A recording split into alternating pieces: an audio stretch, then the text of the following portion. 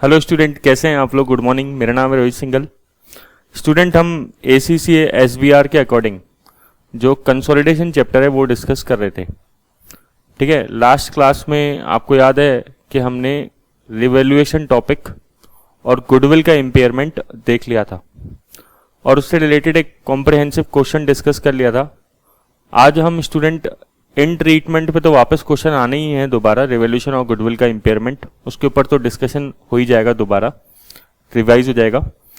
But एक छोटा सा ट्रीटमेंट और समझ लेते हैं कॉन्ट्रा आइटम्स का, कि कॉन्ट्रा आइटम क्या होते हैं और इसका ट्रीटमेंट क्या होता है बुक्स ऑफ अकाउंट्स के अंदर कंसोलिडेशन करते समय। बिल्कुल सेम बात कि ये भी F7 का ही टॉपिक है, लेकिन एक बार इसको देख लेते हैं। देखो, कॉन्ट्रा आइटम मतलब ये होता है कि कई बार होल्डिंग और सब्सिडरी के बीच में कुछ आपस में ट्रांजैक्शन हो सकते हैं। ट्रांजैक्शन कैसे? जैसे डेटर और क्रेडिटर्स। ठीक है, होल्डिंग सब्सिडरी के बीच में डेटर क्रेडिटर हो सकते हैं आपस में एक दूसरे के। जैसे होल्डिंग सब्सिडरी को गुड्स सेल करता है या फिर सब्सिडरी होल्डिंग को गुड्स सेल करता है, तो उस केस में क्या होगा? ऑब्वियसली जैसे होल्डिंग ने सब्सिडरी को गुड्स बेचे और कुछ लास्ट में बैलेंस बाकी रह गया। ठीक है, सपोज 10,000 का बैलेंस बाकी रह गया, तो होल्डिंग क्या बोलेगा?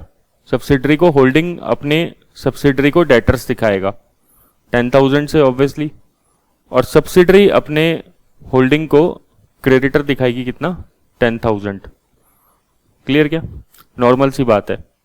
बट जब ये आपस में ग्रुप बन जाएगा, ठीक है, जब कंसोलिडेशन होगा, तो ये आपस में ऐसे नहीं कह सकते कि हमें एक दूसरे से ही पैसे लेने हैं, क्योंकि अब ये घर के मेंबर की तरह हो गए हैं। ठीक है ना? तो अब इन दोनों को क्या कर दिया जाता है? कैंसल। अगर मैं आपसे जनरल एंट्री पूछूं तो क्या बन गई? Creditor account debit to debtors entry बन गई। इसी तरीके से BRBP भी हो सकता है। ठीक है, बिल्स रिसीवेबल, बिल्स पेबल्स, आपस में एक दूसरे को बिल इशू कर रखे हैं। जैसे डेटर क्रेडिटर है वैसे BRBP है। ऐसे ही आपस में लोन्स हो सकते हैं। ठीक है, जैसे होल्डिंग ने सब्सिडरी के कुछ डिबेंचर परचेज कर रखे हैं, है ना, और या फिर सब्सिडरी ने होल्डिंग के डिबेंचर परचेज कर रखे हैं, तो आपस में जो लोन चल रहा है वो भी क्या होना चाहिए? कैंसिल होना चाहिए। तो इस तरीके से कैंसिलेशन होता है। एंट्री अगर मैं पूछूं तो आपसे क्या बन गई? क्रेडिटर अकाउंट डेबिट, ठीक है, या फिर बिल्स पेबल अकाउंट डेबिट, या फिर लोन फ्रॉम। लोन फ्रॉम क्या होता है? लायबिलिटी खत्म होने के लिए क्या हो जाएगा? Debit to debtors to BR, या फिर लोन टू। लोन टू क्या होता है? असेट्स। जैसे बिल्स रिसीवेबल असेट्स होता है वैसे डेटर असेट्स होता है, वैसे लोन टू असेट्स होता है। ठीक है ना? तो ये कैंसिलेशन की एंट्री बन जाएगी। अब इसमें एक छोटा सा पॉइंट और है, थोड़ा सा ध्यान रख लीजिए। ठीक है ना? काम आ जाता है क्वेश्चंस करते समय। क्या होता है नॉर्मली? तो देखो, अब होल्डिंग बोल रहा है कि सब्सिडरी तुम मेरे डेटर्स हो 10,000 से, सब्सिडरी बोल रहा है कि हाँ तुम मेरे क्रेडिटर हो 10,000 से। ठीक है ना? बैलेंस ऑब्वियसली बराबर रहेगा, लेकिन कई बार क्या होता है कि थोड़ा सा डिफरेंस आ जाता है। जैसे होल्डिंग तो बोल रहा है कि सब्सिडरी को, होल्डिंग की बुक्स में सब्सिडरी का जो बैलेंस आ रहा है वो आ रहा है सपोज 10,000 से, क्या? डेटर्स के नाम से। ठीक है, होल्डिंग की बैलेंस शीट में डेटर्स आ रहे हैं सब्सिडरी के 10,000 से, और सब्सिडरी की बुक्स में क्रेडिटर्स आ रहे हैं सपोज 8,000 के होल्डिंग के नाम से क्रेडिटर्स। ठीक है, तो अब बैलेंस तो बराबर होना चाहिए था, क्योंकि ये दोनों के आपस के बैलेंस हैं। ठीक है ना? होल्डिंग बोल रहा है सब्सिडरी से तुम मुझे 10,000 दो, सब्सिडरी बोल रहा है मैं तो तुम्हें केवल 8,000 ही देने के लिए लायबल हूं। तो अब ये नहीं है कि इन दोनों में से कोई झूठ बोल रहा है, ऐसा नहीं है। इसके पीछे रीजन क्या हो सकता है? Communication gap. कम्युनिकेशन गैप कैसे? जैसे सब्सिडरी ने होल्डिंग को पेमेंट जो है पहुंचा दिया है, ठीक है ना, पेमेंट इधर से रिलीज हो चुका है, बट होल्डिंग के पास अभी पहुंचा नहीं है। ठीक है ना? तो जैसे मान लो सब्सिडरी ने एंट्री कर दी creditor account debit to bank, creditor कौन है? होल्डिंग है ना, 2000 से। ये सब्सिडरी की बुक्स में एंट्री हो गई। सब्सिडरी ने मान लो कोई चेक था वो कोरियर के थ्रू पहुंचाया, ठीक है ना। अब होल्डिंग के पास अभी वो पहुंचा नहीं है, तो इसलिए सब्सिडरी की बुक्स में तो क्रेडिटर का बैलेंस कितना आ रहा है? 8000। बट होल्डिंग की बुक्स में अभी तक डेटर का बैलेंस कितना आ रहा है? 10000 का। तो अब कैंसिलेशन कैसे होगा इसका? मतलब कॉन्ट्रा आइटम कैसे कटेगी भाई? जब बैलेंस शीट में ग्रुप की बैलेंस शीट बनाओगे आप, तो यहां से आप क्रेडिटर्स में से 8000 हटा दोगे, डेटर्स में से पूरे के पूरे 10000 हट जाएंगे, और इसकी जगह आ जाएगा कैश इन ट्रांजिट कितना? 2000 से। कितना आ जाएगा? कैश इन ट्रांजिट 2000 से आ जाएगा, ठीक है ना। सिंपल सी बात यह है। तो आपस में कैंसिलेशन करके कैश इन ट्रांजिट किधर आएगा? कैश एंड कैश इक्विवेलेंट में शो हो जाएगा, असेट साइड में ऑब्वियसली। तो ये बैलेंस मैच हो जाएंगे। क्लियर क्या? तो कई बार डिफरेंस आ जाता है, अपन जब क्वेश्चन करेंगे तो अपन भी देखेंगे कि डिफरेंस आएगा, तो उसको कैश एंड ट्रांजिट नाम से शो करेंगे, ठीक है। लाइबिलिटी आप जो है समझ गए होंगे कि लाइबिलिटी कम क्यों शो हो रही है, क्योंकि इसका कहना ठीक है, ये 8000 इसलिए शो कर रहा है क्योंकि इसने 2000 पे कर दिए हैं, तो कोई दिक्कत नहीं है। 8000 आप यहां से हटा दो, यहां से डेटर में से 10000 हटा दो, और कैश एंड ट्रांजिट दिखा दो 2000 से। जब बाद में पेमेंट आ जाएगा तो वो कैश एंड ट्रांजिट भी हट जाएगा। ओके, ये कॉन्ट्रा आइटम का ट्रीटमेंट होता है। अब इससे रिलेटेड एक क्वेश्चन दे रखा है TU5, ठीक है। ये F7 की बुक का क्वेश्चन है, कापलान का स्टडी टेक्स्ट का, ठीक है। आप देखोगे तो आपको दिख जाएगा F7 के अंदर। क्वेश्चन पढ़ते हैं। Statement of financial position of P&S on 30th June 2008 are given below, ठीक है। बैलेंस शीट गिवन है, क्या क्या है? Land, property, plant and equipment and investments. अब देखो इन्वेस्टमेंट्स जो है P की बुक में आ रहे हैं, ऑब्वियसली S ने नहीं कर रखे, इसका मतलब ये है, ठीक है। करंट असेट्स के अंदर क्या है? Inventory, receivables, bank. Ordinary share 50 cents का है, ठीक है। तो यहां पे $5000 के अमाउंट है, और यहां पे $1000 का अमाउंट है। अगर मैं आपसे नंबर ऑफ शेयर पूछूं तो कितना हो जाएगा बताओ? यहां पे 10,000 शेयर हो गए at the rate of 50 cent, और यहां पे 2000 शेयर्स हो गए at the rate of 50 cents, ठीक है। रिटेन अर्निंग्स हो गया। Non current liability 8% loan stock, मतलब आप सिंपल मानो ये बॉन्ड है, क्या ये डिबेंचर है, ठीक है। मतलब दोनों ने अपने अपने डिबेंचर इशू कर रखे हैं। करंट लाइबिलिटी है। अब क्वेश्चन क्या बोल रहा है? P acquired 75% of S on 1 July 2005। Question को वापस चेक करो, बैलेंस शीट किस डेट की थी?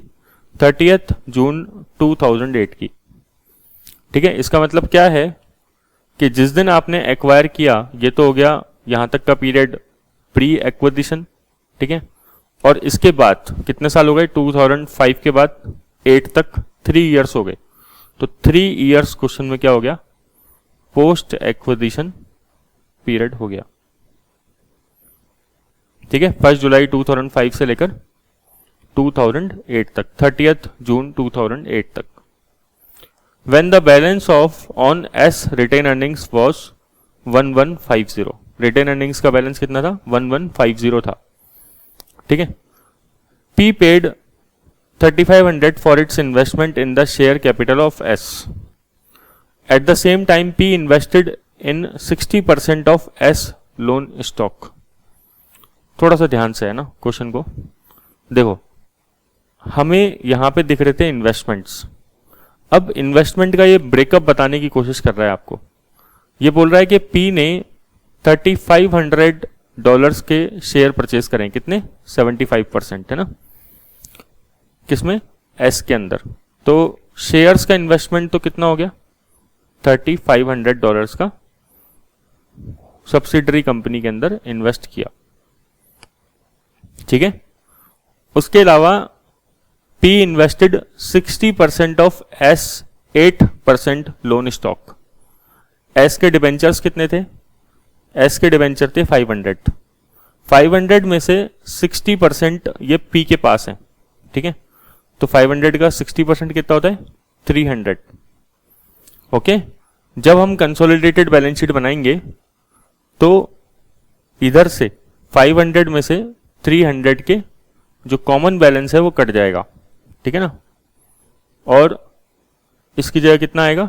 200 आएगा, और ये 4000 तो है ही, तो ये 4200 बैलेंस शीट में चला जाएगा, ठीक है। नॉर्मल बात कर रहा हूं मैं, सिंपल। भाई खुद का तो कोई दिक्कत ही नहीं है, पेरेंट का तो जुड़ेगा ही, सब्सिडरी का 300 का माइनस हो जाएगा, क्यों? क्योंकि कॉन्ट्रा है। और इधर इन्वेस्टमेंट में से ये 300 का जो कॉमन, ये जो आपने बॉन्ड परचेज कर रखा है या डिवेंचर परचेज कर रखा है, ये कैंसिल हो जाएगा, ठीक है। अब देखो 3500 के तो सब्सिडरी कंपनी में शेयर परचेज करे इसने, 300 के इसने बॉन्ड परचेज कर लिए सब्सिडरी कंपनी के, बट इन्वेस्टमेंट तो टोटल 8000 है।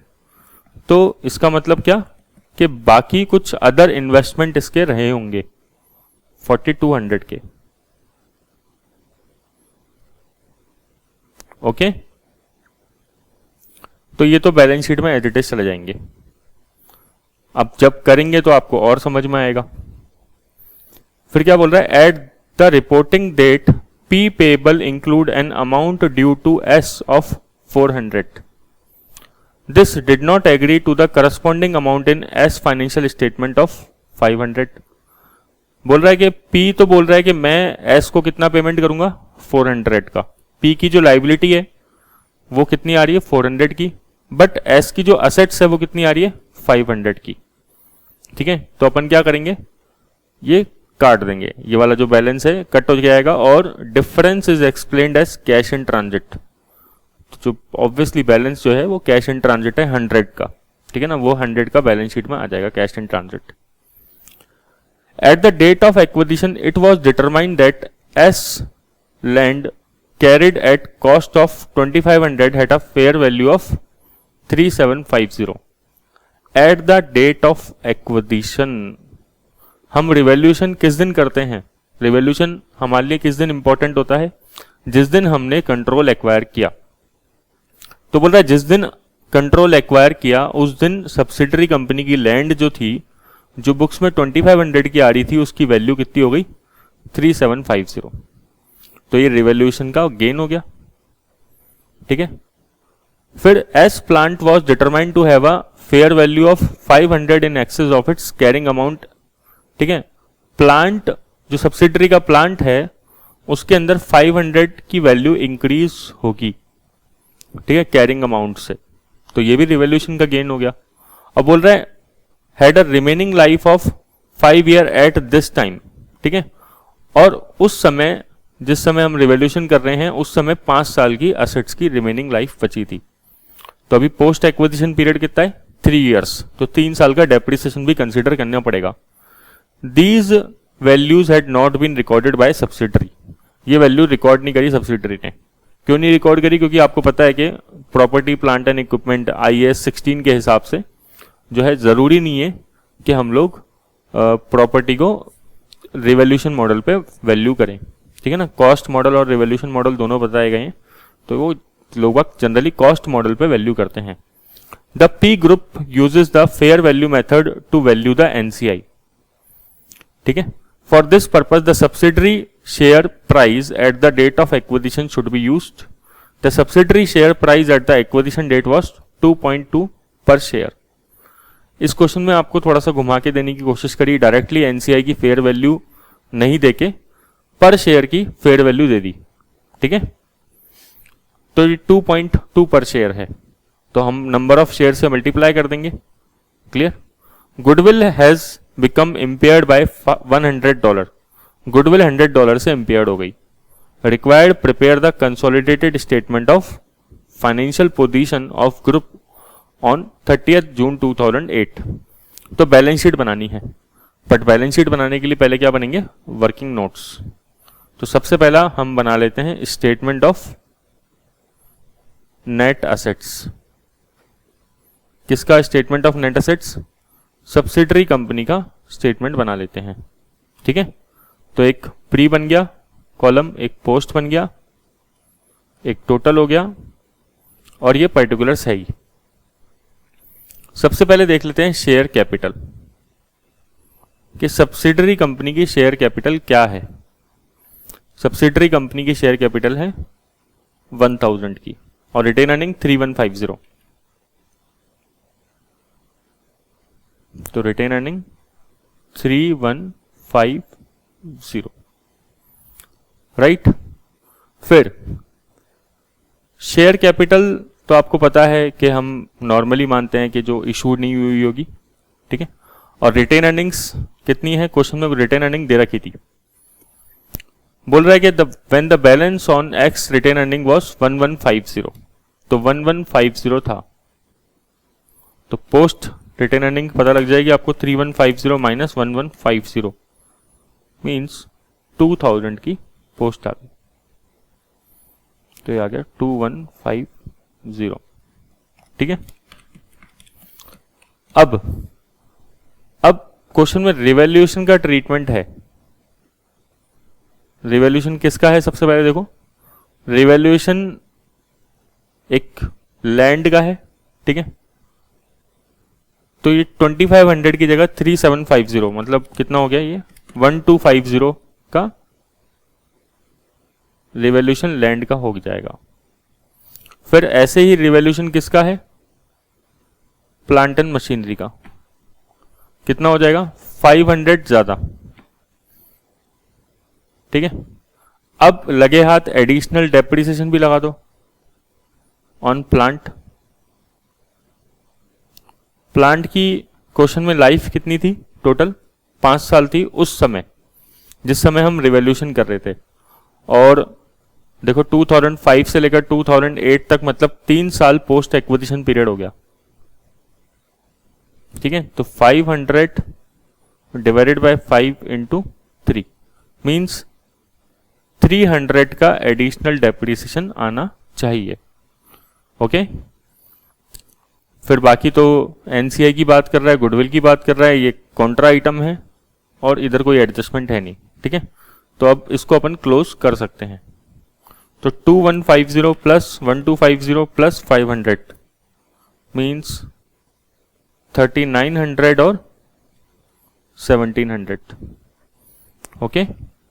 होल्डिंग और एनसीआई का शेयर, होल्डिंग का शेयर कितना है 75% और एनसीआई का 25%, क्लियर। तो 1700 का 75% मीन्स 1275 और 25% मीन्स 425।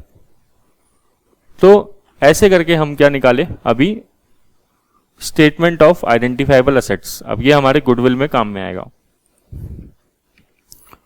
तो अब बनाते हैं working note number 2, goodwill calculation, ठीक है। गुडविल के लिए सबसे पहले हमें क्या चाहिए, कॉस्ट ऑफ इन्वेस्टमेंट। चेक करिए बिल्कुल ध्यान से क्वेश्चन में कितने का इन्वेस्टमेंट एक्वायर किया था। इन्वेस्टमेंट एक्वायर करे थे, पी पेड 3500 फॉर इस इन्वेस्टमेंट, ठीक है। तो 3500 का आपने इन्वेस्टमेंट एक्वायर किया, प्लस एनसीआई किस पे लेनी है, फेयर वैल्यू पे, क्वेश्चन में लिखा था। एनसीआई परसेंटेज कितना था, 25% है एनसीआई का परसेंटेज, 75% तो होल्डिंग ने सब्सिडरी के अंदर एक्वायर किया, तो 25% हो गया। सब्सिडरी के शेयर देखो आप कितने हैं, $1000 के शेयर हैं, ठीक है। और 50 सेंट का एक शेयर है, तो कितने शेयर हो गए क्वांटिटी में, 2000 एट द रेट ऑफ 0.5, यही हो जाएगा। 2000 का 75% तो होल्डिंग के पास है और 25% जो है एनसीआई के पास है। तो 2000 का 25% कितना होता है, 500 शेयर्स इनटू पर शेयर वैल्यू कितनी है 2.2 एक्विजिशन डेट पे, ठीक है ना।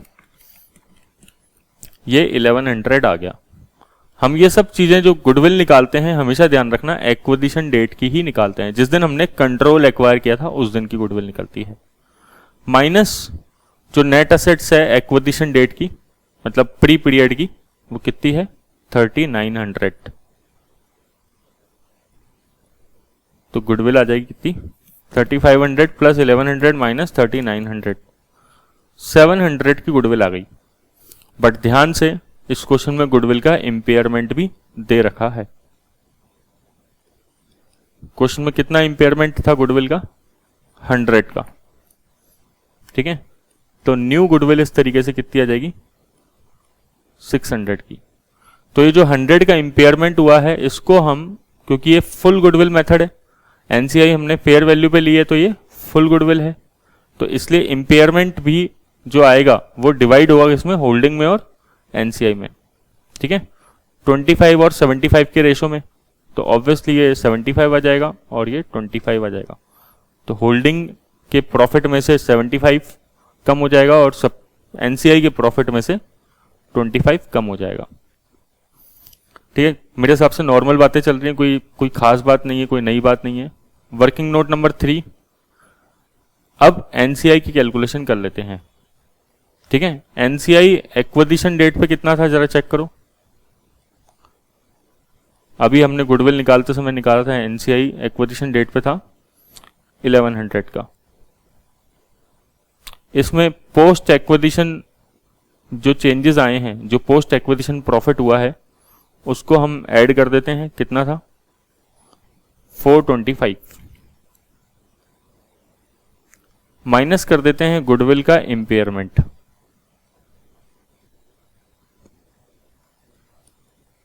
खुद का शेयर कितना था सब एनसीआई का? 25,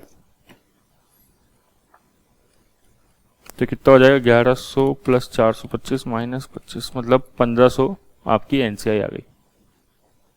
ठीक है, वर्किंग नोट नंबर 4 बना लेते हैं कंसोलिडेटेड इक्विटी का। होल्डिंग कंपनी की खुद की इक्विटी कितनी थी? मींस होल्डिंग कंपनी की खुद की रिटेन अर्निंग्स।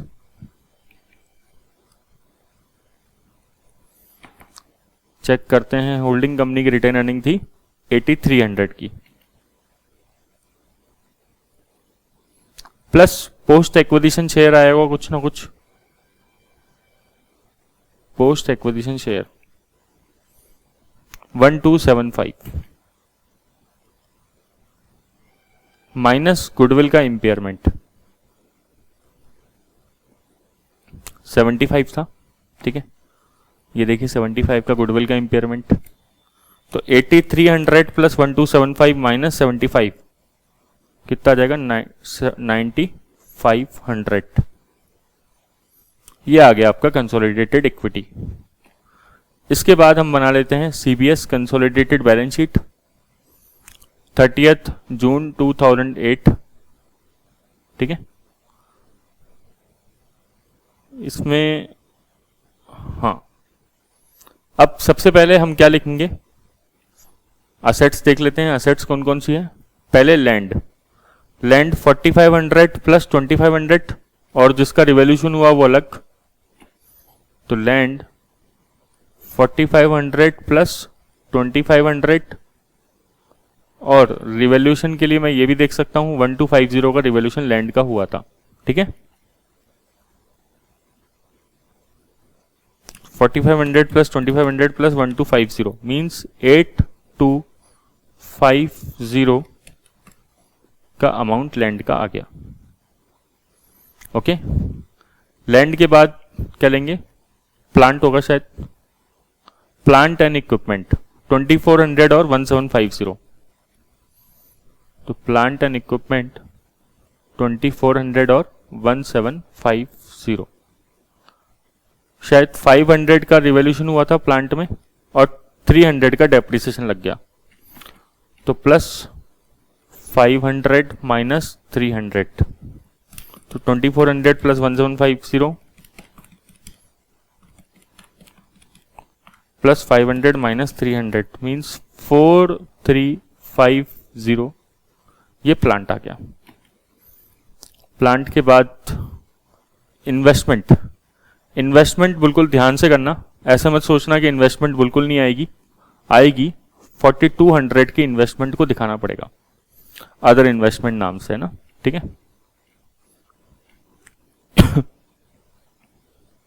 Other investment 4200। और क्या दिखाएंगे बताओ? और तो यहाँ पे कुछ बचेगा नहीं, एक गुडविल आ जाएगी। ठीक है, गुडविल कितनी आएगी अपने पास? 600 की। तो गुडविल 600 की। आप ये क्वेश्चन मेरे साथ करते रहे करो, आपका रिवीजन हो रहा है, बढ़िया है। ठीक है ना, आसानी से आपको, मेरे को लगता नहीं है कि इसमें कोई दिक्कत आने वाली चीजें हैं। फिर करंट असेट्स में इन्वेंट्री 3200 और 900, 4100। तो ये 4100 का डायरेक्टली लिख देता हूं मैं करंट असेट्स में इन्वेंट्री। इन्वेंट्री के बाद रिसीवल्स होंगे, रिसीवल्स 1400 और 650।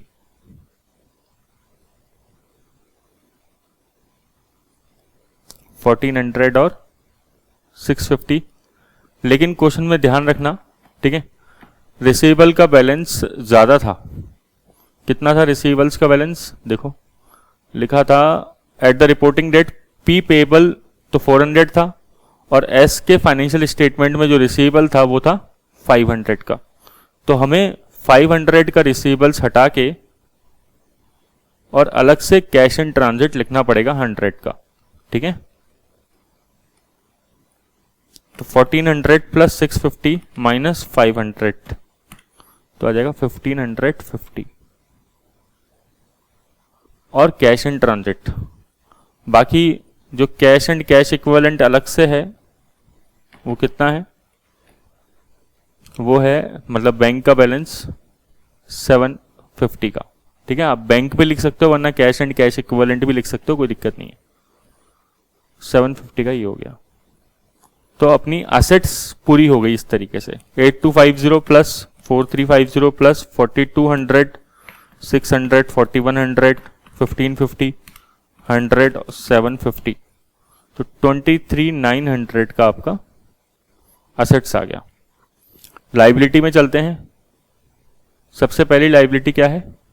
इक्विटी शेयर्स, मतलब ऑर्डिनरी शेयर्स। ठीक है, ऑर्डिनरी शेयर कितने के आ जाएंगे? ऑब्वियसली 5000 के, कोई चेंजेस है नहीं इसमें। फिर रिटेन्ड अर्निंग्स, आपने कंसोलिडेटेड रिटेन अर्निंग निकाल रखी है 9500 की, ये लिख लेते हैं। फिर एनसीआई लिख लेते हैं, क्योंकि इक्विटी के जस्ट नीचे एनसीआई लिखनी चाहिए, थोड़ा ठीक रहता है। एनसीआई जाएगा 1500 का। फिर एनसीआई के बाद नेक्स्ट आइटम देख लेते हैं बैलेंस शीट में ही, नॉन करंट लाइबिलिटी। ये 8% लोन स्टॉक है, मतलब बॉन्ड्स हैं। तो ये 4000 तो खुद के आ ही जाएंगे, लेकिन यहाँ पे 300 का बैलेंस देखो इन्वेस्टमेंट में से भी कट गया था और यहां से भी कट जाएगा, तो बैलेंस शीट मैच हो जाएगी। तो ये 200 ये और 4000 ये, तो 4200 8% लोन स्टॉक आ जाएगा। ठीक है,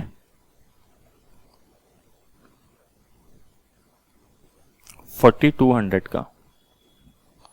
उसके बाद क्या बचेगा? उसके बाद करंट लाइबिलिटीज हैं 2800 और 1300।